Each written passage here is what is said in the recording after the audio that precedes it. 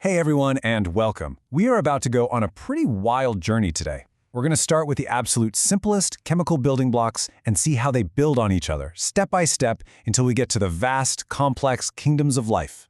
It's really a story about finding order and our constant quest to make sense of the world all around us. Okay, let's just dive right in. Look at this. On one side, you've got a simple molecule, ethene, just a couple of atoms stuck together. On the other, you have a living, functioning bacterium. I mean, they look like they're from completely different universes, right? But what if I told you they're both built using the same fundamental instruction manual? That's the puzzle we're going to piece together. So, where does this all start? It starts with one thing: carbon. You can just think of carbon atoms as the universe's ultimate Lego bricks. Seriously, they're the foundation for all of organic chemistry, and they form the backbone of literally every living thing we know of. Now, the most basic structures we can build with these Legos are called hydrocarbons. And just like the name suggests, they're made of only two things: hydrogen and carbon. That's it. These are the basic skeletons, the absolute starting point for pretty much everything interesting that comes next. But this is where the real magic starts to happen. See, these carbon bricks don't just connect in one way. They can form single bonds, kind of like a simple handshake. Or they can form double or even triple bonds, holding on way tighter. And that one choice, how many bonds they form, completely changes the game, dictating the final shape and the behavior of the entire molecule. And this table? This really breaks down why those bonds matter so much. You've got alkanes with those stable single bonds. They're kind of the introverts of the chemical world, pretty unreactive. But introduce a double bond to make an alkene, and suddenly things get way more interesting. It's much more eager to react. Then you go to a triple bond with an alkyne, and whoa, it becomes very reactive. It's like swapping a basic 2x4 Lego brick for a complex hinge piece. All of a sudden, you can build in totally new ways. And this brings us to a really core idea called polymerization. It's pretty simple, actually. You start with one single unit. That's a monomer. Then you link thousands or even millions of them together into a massive chain, which we call a polymer. This is how we make things like plastics, sure, but it's also exactly how nature builds the incredibly complex molecules that are essential for life. All right, so let's take that idea and see how it scales up, because we're about to make a huge leap, moving from simple, non-living chemistry to the just staggering complexity of a living cell. So, that's the big question, isn't it? We've seen how carbon can snap together to form these long chains and complex molecules. But how in the world do you get from a string of atoms to a living, breathing, self-replicating organism?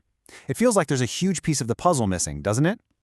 Well, here's the thing. It's not magic at all. It's just more steps on that same ladder of complexity. Remember polymerization? Nature does the same thing. Simple carbon chains build polymers called polysaccharides, which are just fancy words for long chains of sugars. These chains then assemble into vital structures, like the cell wall of a bacterium. You put all these specialized parts together in the right way, and boom, you have a complete living organism. Okay, great. So life is built from all these amazing chemical blocks, but, that creates a brand new problem, an absolutely incredible diversity of life. We're talking millions upon millions of species. How on earth do scientists even begin to make sense of all that? Well, they needed a system, a sort of library for all life, to create some order out of all that beautiful chaos. You see, that library has changed a lot over the years. Way back when, we just grouped things by really simple traits, like, hey, does it have a cell wall? Okay, it must be a plant. But as our tools got better, scientists like R.H. Whittaker and later Carl Woese came up with much more sophisticated systems. They looked at deeper criteria to create kingdoms, and even superkingdoms called domains, to draw a map that better reflected how life is actually related. And this table, this is basically the heart of Whittaker's whole system. He didn't just look at one thing. He asked a few key questions. First, what's the cell type? Is it simple, a prokaryote with no nucleus? Or is it complex, a eukaryote? Second, what about a cell wall? Does it have one, and what's it made of? And third, how does it get its food? Does it make its own, like a plant, or does it have to eat other things, like an animal? This approach, looking at multiple layers, gave us a much, much clearer map of life. All right, to really see how this works, let's zoom way in on the first and, structurally, the simplest of these kingdoms, Monera, the kingdom of bacteria. So yeah, Kingdom Monera, it's all bacteria. That's it. And we're not talking about some small niche group here. They are, by a long shot, the most abundant microorganisms on this entire planet. You can find hundreds of them in just a single handful of dirt. They are literally everywhere. But here's what's wild. Even inside this one simple kingdom, the diversity is just incredible. On one hand, you have the archaeobacteria. These are the extremophiles, ancient life forms that just love living in boiling hot springs or deep-sea vents. And then you have the eubacteria, the true bacteria that are all around us, playing countless roles in every ecosystem imaginable. So what actually makes a bacterium, well, a bacterium? It's this shared prokaryotic blueprint. You see, unlike our complex cells, their DNA isn't locked away in a nucleus, it just kind of floats around freely. Their main chromosome is a simple loop, and they often carry these extra little circles of DNA called plasmids. You can think of them like tiny little software updates or upgrade packs. It's a really efficient, minimalist design for life. And get this, all of that complex machinery we just talked about, it all exists inside one single cell.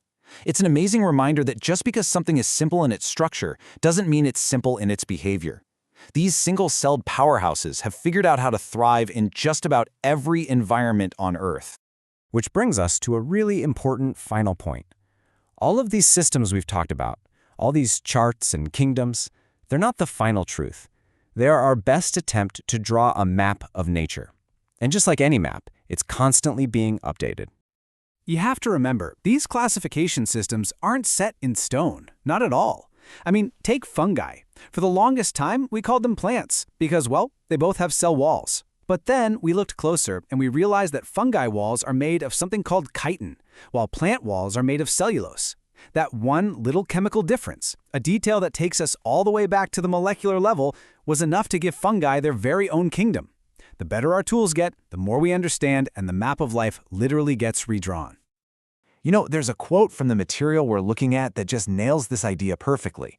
It says that these kinds of changes will keep happening as our understanding improves. That's the whole point. Science isn't a book of answers. It's a living, breathing process of discovery. So, what's the big takeaway from all this? It's that this desire to classify, to find patterns and relationships, is at the very heart of science. It doesn't matter if we're looking at how carbon atoms link together or how entire kingdoms of life are related. We're doing the exact same thing. We're trying to draw a map of the deep, intricate connections that tie all of nature together.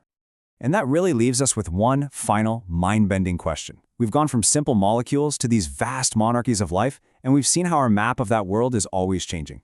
So the question is, as our tools get even more powerful, what invisible connections, what new continents of life will the next map reveal to us? Thanks for joining me on this one.